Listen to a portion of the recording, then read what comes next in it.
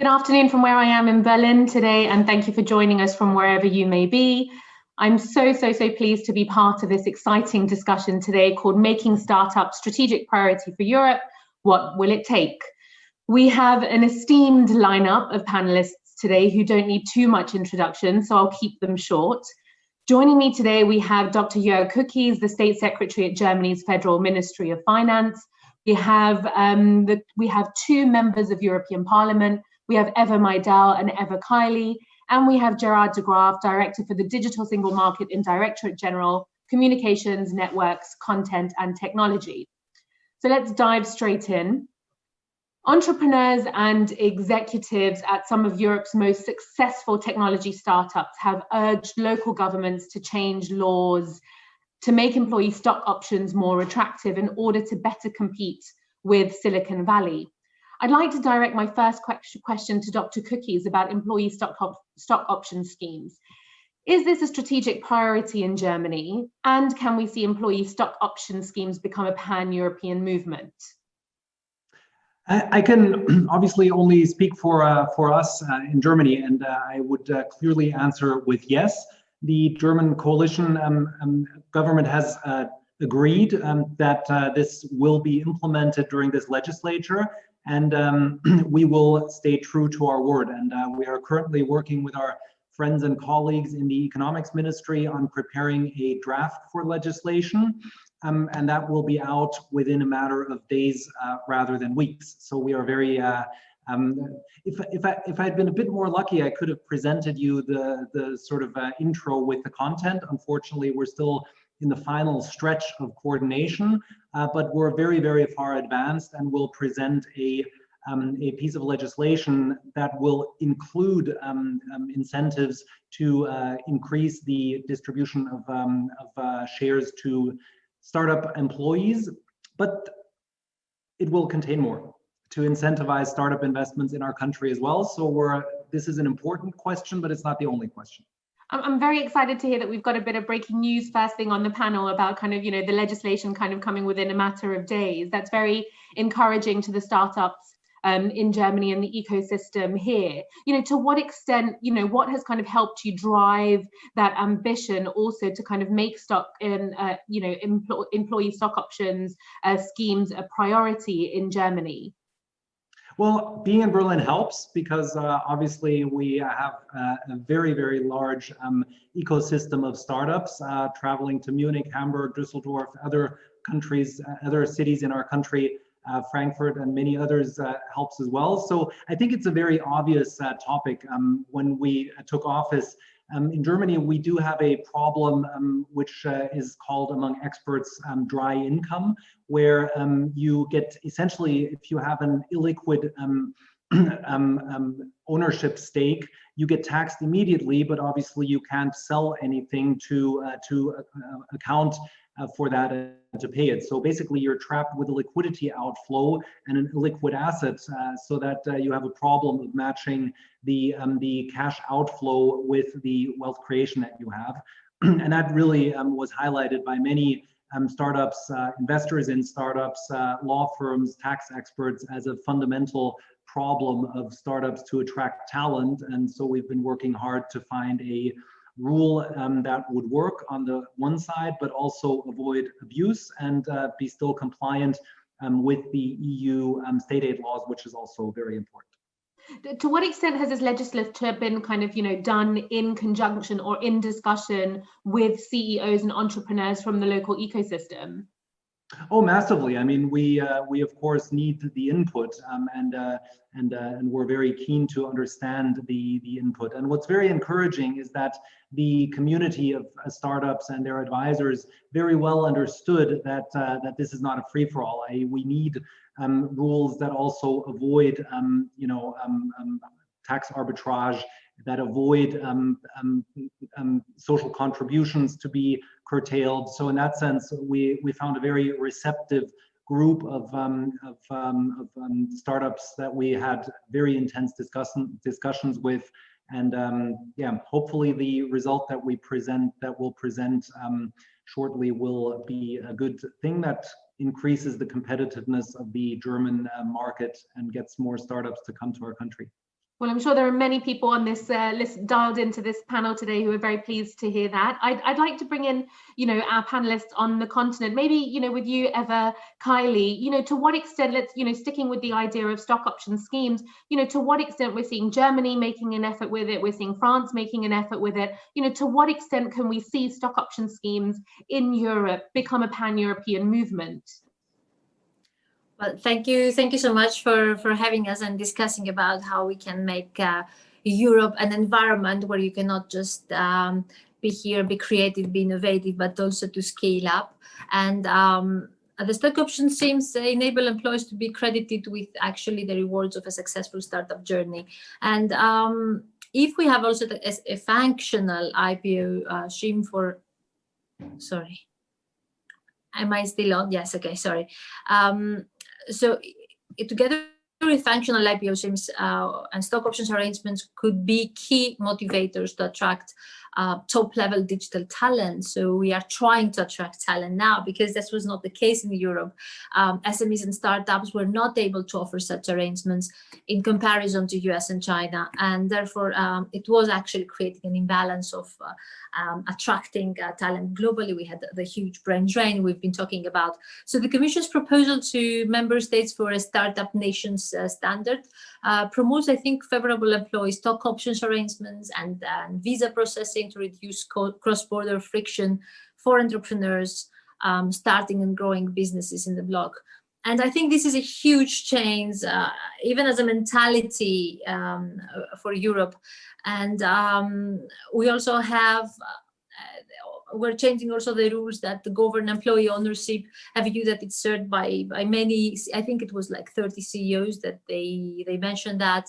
For example, TransferWise, Get Your Guide, Revolut, Delivery Hero, these are big companies, European companies, that they face these problems. And I think by making it easier to start a business and expand across borders and attract talent, it could be a new standard to level the playing field with powerful global tech hubs of US and China. Let's not forget that I think Alipay already acquired a license to enter the European market in Luxembourg. And I would say we don't have the time or the option to avoid it. We have the momentum of support, and I think this is how we're going to reach scale and compete globally to change the employee ownership. It's interesting that you talk about kind of talent and talent retention. I mean, that's a topic that I'd also like for us to touch on. Maybe I can bring in Eva Maydell on this. I mean, let's talk about the link between the difficulty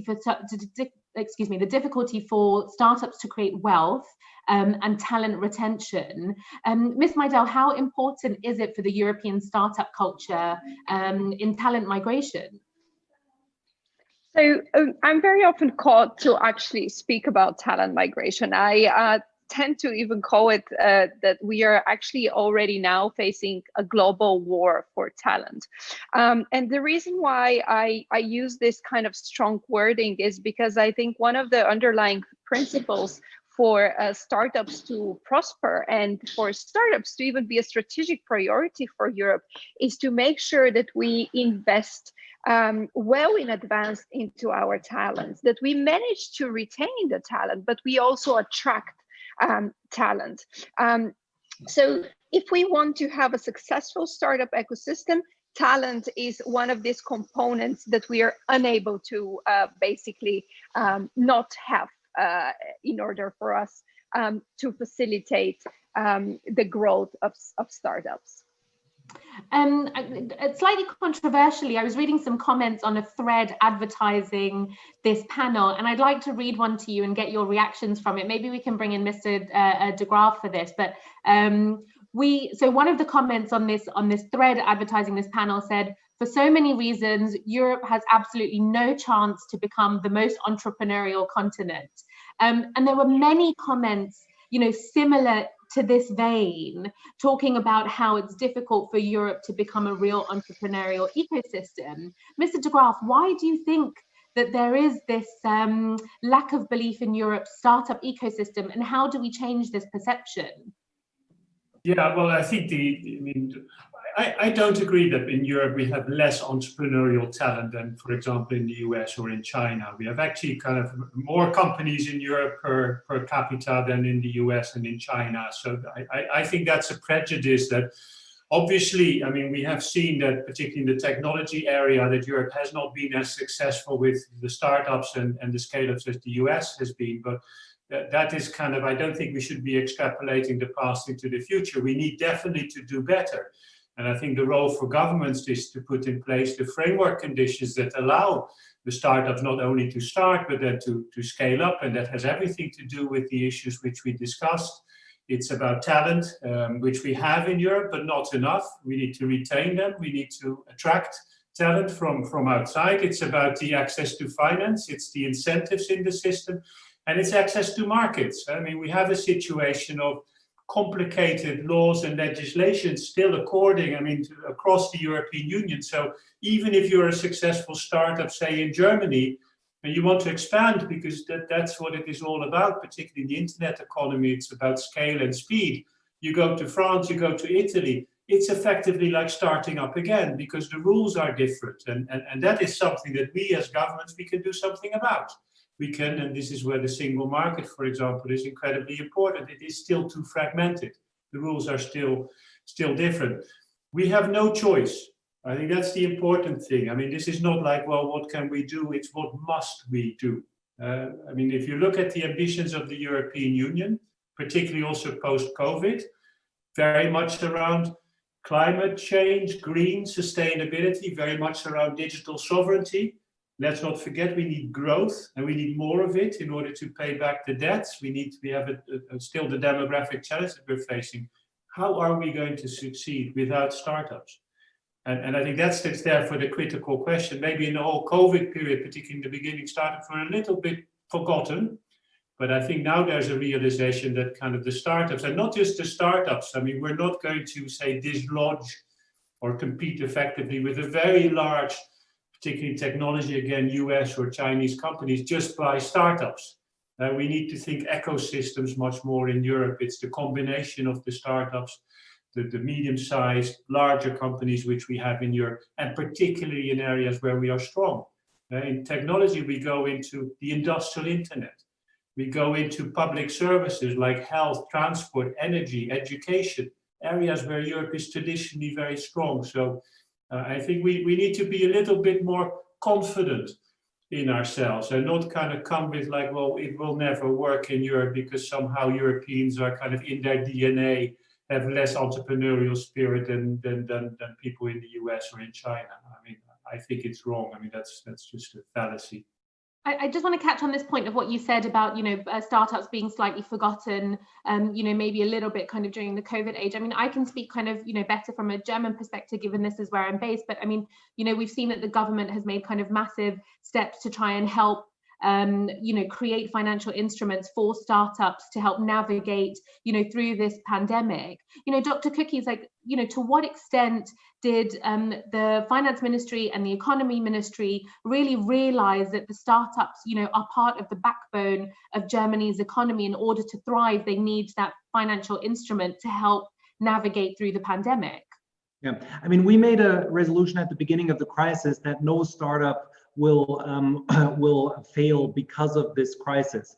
And we do what we can to address that. I.e., we set up very quickly a €2 billion facility of a matching fund where we can invest up to 70% of a financing round through KfW Capital. We're working on, as a follow-up to the 2 billion, a 10 billion future fund, which will continue the work of the KfW Capital program and of course expand it massively and increase the size and go into overdrive on really investing substantial amounts of money into business models of startups, pari passu always with private investors. I think that's the important thing. We don't pretend like the government has the magic sauce and knows anything about valuation or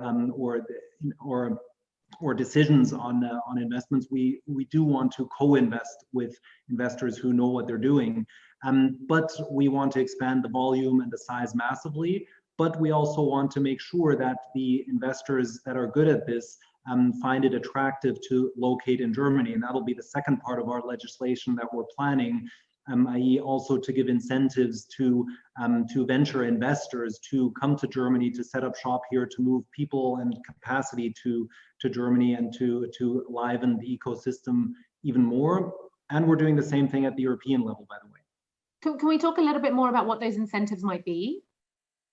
We're going in the direction of, on the one side, facilitating the setup, on making sure that the tax regime is equivalent and advantageous, and that our fund laws are competitive at the European level, in terms of setting up funds, in terms of managing funds, and you will see all of the details very soon. Do you think we'll kind of see, you know, the way we've seen in Canada and in certain places in kind of Scandinavia, where some of, you know, the biggest pension funds and sovereign wealth funds, you know, have really kind of digging deep into their pockets to invest, you know, into private equity and into venture capital? That's something that we haven't seen, you know, on a massive scale in Germany, if at all. Do you think that that's a culture that we could see change? Yeah, I mean, we're looking to give incentives for that, and the 10 billion future fund that we're setting up is being set up in close cooperation with some of our large institutional investors, because we want to crowd in private money, not crowd it out. So I think that's extremely important. And we're and again, that I would completely agree that Europe has great examples of that. You know, in Sweden that works very well, in Holland that works very well, just to name two countries. So I think we're trying to learn the best practices from Europe, and I think that's extremely important, because you know, we're working very closely with the European Parliament and Commission to Europeanize these ideas. For example, we agreed in April already on a 200 billion euro facility for the European Investment Bank, that through EIF, the European Investment Fund, a large part of the 200 billion program will be deployed for pan-European investment into startups, because I think we need to think European in this, and I completely agree. We need to get rid of the fragmentation of our markets, because the American and Chinese startup has a much bigger internal market for services than a European startup.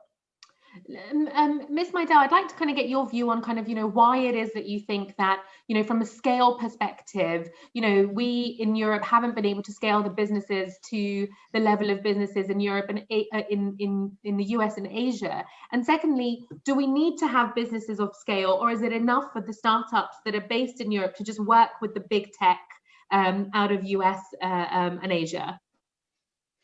So first of all, I think it's important for us to have a very well-established startup ecosystem to start with. But there's no way we could just be successful if we do not have scale-ups, and if we do not have you know, a concrete way of how we want to see those startups grow. And I think, as one of the signatories of the startup and the scale-up manifestos in Europe over the past couple of years, I have to say that we actually have very concrete examples of how we can make sure that those scale-ups are not just, you know, one in a thousand, so to say, but they're more often seen across Europe. I also contributed to a report on Innovate Europe, which is extremely focused and exactly focused on the scale and the competitiveness factor. And I think we kind of came up with three main points. One is the funding for large-scale innovation. This is a big requirement, ideally across all stages, with very transparent, with very clear conditions, and in sufficient amounts in the industrial sector, for example. It's best prepared for digitalization and are often capital intensive. We also need to foster the cross-sectorial collaboration between the startups. European companies could establish, for example, a cross-sectorial platform that allow players from larger corporations or SMEs to collaborate and to provide access to key capabilities, to analytical tools, to data, to standardized interfaces with smaller companies and startup companies. And also, I think it's very important for Europe to create places where different tests and experiments can so to say, happen, different type of sandboxes for key technologies, if we speak particularly on the technological front, for example. But also to help us grow, I think completing the Capital Markets Union, it's absolutely a necessity, because we currently indeed have different schemes where startups could have access to, but completing the CMU will be absolutely key and beneficial for all these smaller players that have the potential to grow. And I think last important point is, I think in Europe we should know better the startups that we have and their potential. And I think very often we know way too little, even as policymakers.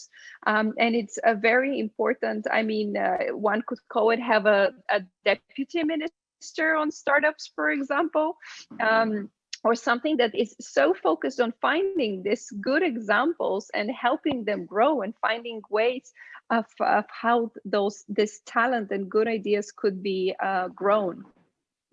I think this might be a good opportunity to bring in Mr. de Graaf. I mean, let's talk about kind of the role that the Commission has to play in digitalization, and this Startup Nations initiative that the EU is developing. Can you give us a bit of an insight on that?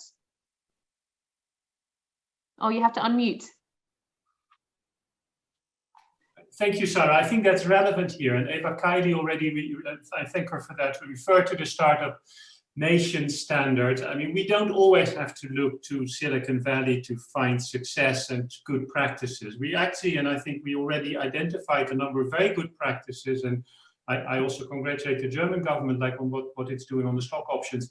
The idea behind the Startup Nation standard is, if we would take all the best practices in Europe, in the different member states, and we would make them the standard, we would make them the norm in Europe, so that, I mean, we spread success, how that would help kind of create the kind of environment in which startups can thrive, they can scale up, they can actually grow and become not just European success stories, but global success stories. So what we've been doing with, and the Commission made some announcements on that over the last few weeks, for a few months, is to work with the member states, work with the startup community and say, well, tell us, what are the best practices that have worked? And then we'll put them all together. We give examples like stock options in these member states, it's working. And then we get the ministers together, beginning of next year under the Portuguese presidency, have them sign a declaration, which we've used in the past, we call it digital declaration.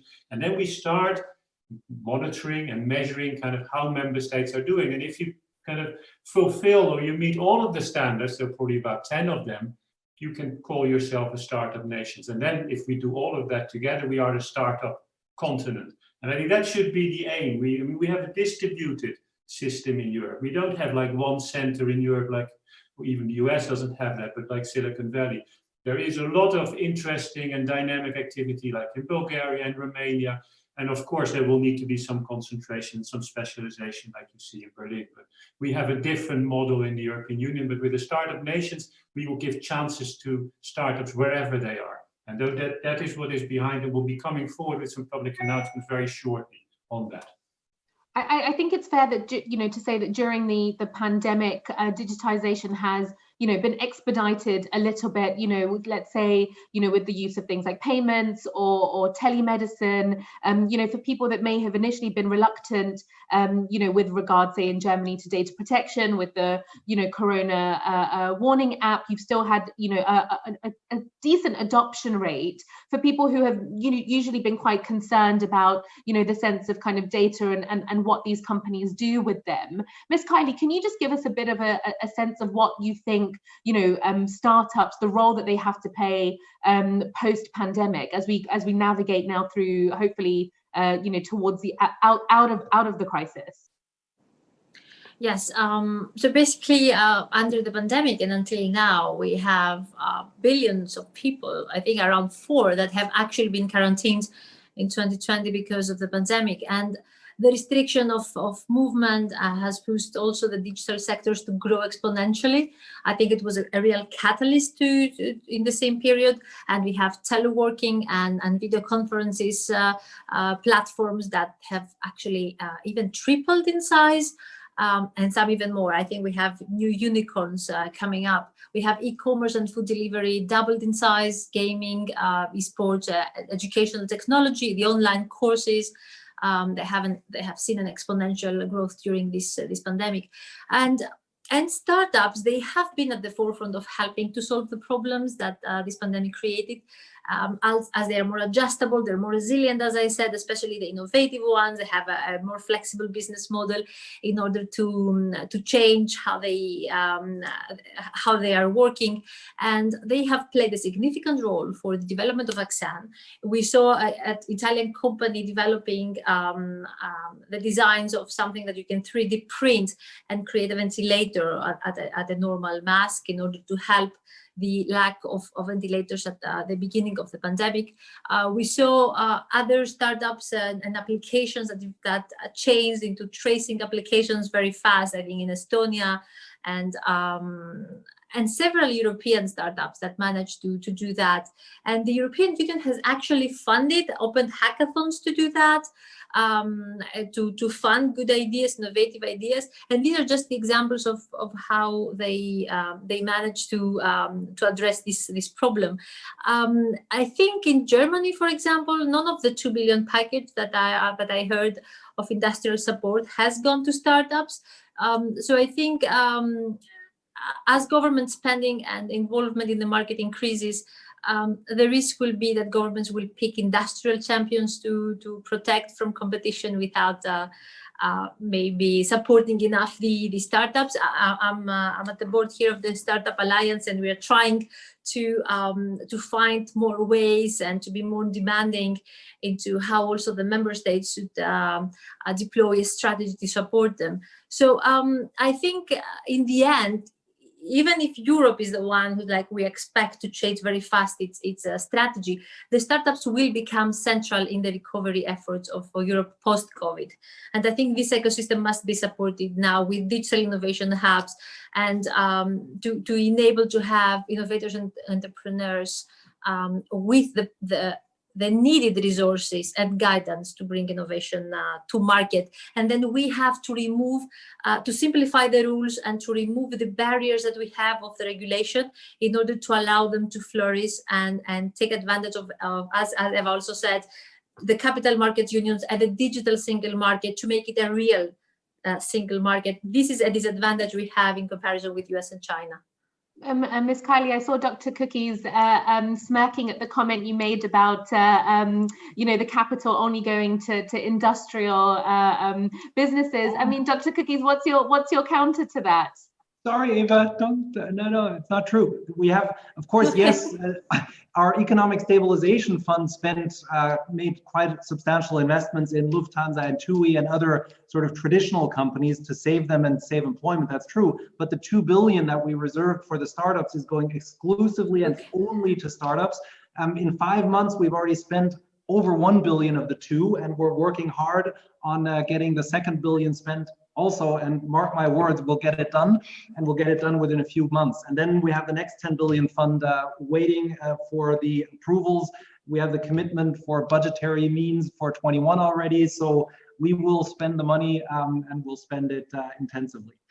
I'm very happy that we've cleared that up. I'm very, very conscious of time, so I would like to give you each, let's say, an elevator pitch moment to pledge, or to talk about what pledges you can make today or in the new future to make sure that European startups will remain a priority. So Dr. Kukies, your elevator pitch. Yes, we haven't spoken about migration, and I think that's a key opportunity for Europe. If we attract talent from around the world, if you look at the success rate and the amount of globally inspired and founded startups in the US and their success rate, I think the European Union needs to be very pro-migration. We passed a law last year that will allow, in addition to our humanitarian migration system that is working very well and that we're very proud of, also a qualification-based migration system where whether you're in whichever profession you're working in, but including technology and programming and IT and any startup relevant profession, you can get a visa in Germany to work and to come here to set up your company And I think that's something that we need to expand across Europe and open our doors towards talent. Thank you. Ms. Maydell, the same question for you. What's your pledge? Well, I just want to bring in a number. I know numbers are not the best way to end the conversation, but I think we are so many of us familiar with the State of the European Tech Report by Atomico. And 85% of European startups and their founders say that they care about the social environmental impact of their companies, the ones that that are operating here in Europe. And I think what is even more optimistic than this number is that investors are backing up that commitment. So more than 4 billion euros have been invested in purpose-driven European companies, the ones that are, working on key challenges like fighting climate change, ensuring affordable and also clean energy, improving the health sector, creating sustainable cities, communities with zero hunger, and so on and so forth. And I'm bringing this up now at the very end because I think we really, truly need to know our startups better. And we need to understand the solutions they're providing, because just to build up on what the previous two speakers said, I think it's about time that we put our money also where our mouth is. So we're going to have an incredibly big recovery package, and we need to make sure that the big chunk of this funding goes into not the old industries that are not willing to reinvent themselves, but to the ones that are exactly wanting to reinvent what's coming ahead and make our economies way more agile and way more prepared for any sort of crisis or any sort of challenge that will come up. And European startups have shown that they're ready and up for that challenge because they're having their bright ideas exactly tackling those issues. So I would like to see a little bit more investment and more strategic investment in this sort of key sectors where startups are being very active. Well, it's a good thing that Germany's not spending all that money on the old school industrial businesses. So we've got a bit of innovation and less risk, or a bit more, open to risk. Ms. Kaili, the same to you. Elevator pitch on your pledge. Well, I think we forgot to mention just the fuel of innovation and digitalization, which is data, and the lack of access to data that startups have.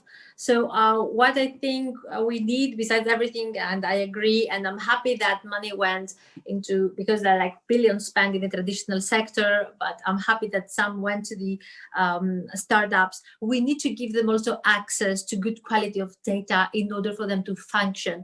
And this means we need to create common standards and low risk and high risk in order for them to very fast have access to this data in order to be to use them and actually succeed to become innovative and find solutions or like take decisions based on those data. This is something that you can find in US, you can find in China, but not in Europe because of the different languages, systems. So we have ECDC, the Agency for Control, Disease and Prevention, the European, has 80% data in their hands, but they are so different, like the standards that they've been used, so they are not useful for the COVID, for the pandemic. So imagine if we had access to good quality of data and we could actually have startups to be able in a trusted environment to use them and try to understand how this pandemic is it's functioning, how this virus is, what pattern does it follow. I think it's very important to achieve that, and this is why this year we're working on several legislative files, the data strategy for data sets, governance, artificial intelligence, ethical framework, and we are creating a trusted and secure identity. So I think it's very, very important that we manage to give them also the necessary tools, digital skills, as we said, and of course, investment opportunities. So I think this would be the great combination to achieve more innovation in Europe. Thank you so much. Mr. de Graaf, you've got the final word. Yeah, I think let's think about what we're good at in Europe. I mean, if you're a startup, you want to change the world. You want to have an impact on the world, on things around you. We're kind of facing tremendous challenges in the world about sustainability, about climate change, about inclusion, about kind of growth in general. I think the agendas of the European Union and the agenda, or at least the ambitions, the aspirations of startups are very much aligned. We need a lot of innovation, eco-innovation, green tech innovation, technology innovation, in healthcare, smart energy, smart transport. So I think in Europe, that's actually where there's a vision, there is a framework, there's clear objectives set out for the next, say, 20, 30 years where we want to go, and startups are an incredible important part of the success. One message maybe to the startups is to think European from the outset. I mean, when I meet startups, it's often they think really very national, or they think, look, well, when can we go to the US? When are we going to be kind of acquired by a big US tech platform? I think more and more startups need to think like our future is in Europe, and we need to think European from the outset, not as some kind of afterthought, like after being successful at the national level. Thank you so much. I'm getting shown the virtual finger to wrap up. So I would like to take a quick second to say thank you for joining me today, and for everyone else that has tuned in around the world. Thank you. Congratulations, Sarah, and for everybody for Schloss. Thank you so much for having us. Thank you.